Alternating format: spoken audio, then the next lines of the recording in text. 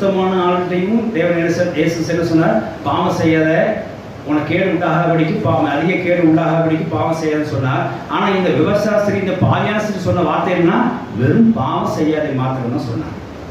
இந்த ரெண்டு கான்வர்சேஷன்லையும் ஒரு அர்த்தம் இருக்கு. எப்படின்னா, இந்த கேடுங்கிற வார்த்தையை கண்டுபிடிக்கிறதுக்கான ஒரு அர்த்தம். நான் சொன்னல சத்திய வேதாந்த பிரகாரமாக இந்த கேடுக்கு அர்த்தம் என்ன அப்படின்னா, இந்த 2 வசனத்தை நீங்கள் தியானிச்சீங்கன்னா இதிலிருந்து ஒரு அர்த்தம் வெளிப்படுறதை நீ பார்க்கலாம். என்ன அப்படின்னா, இந்த பாவியான ஸ்திரீ பாவம் செய்தால் அவளுக்கு என்ன பேர் கொடுப்பாங்க?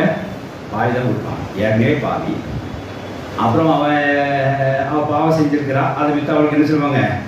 சின்னர் அப்படின்னா டைட்டில் கொடுப்பாங்க.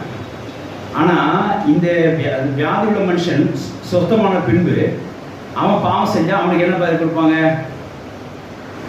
அவன் பாவம் செஞ்சால் பாவின்னு ஒன்று சொல்கிறது இல்லை, தன்னை தானே கேடு உண்டாக்கின்னு சொல்வார். அப்படிங்கிறத இயேசு சாமி சொல்லி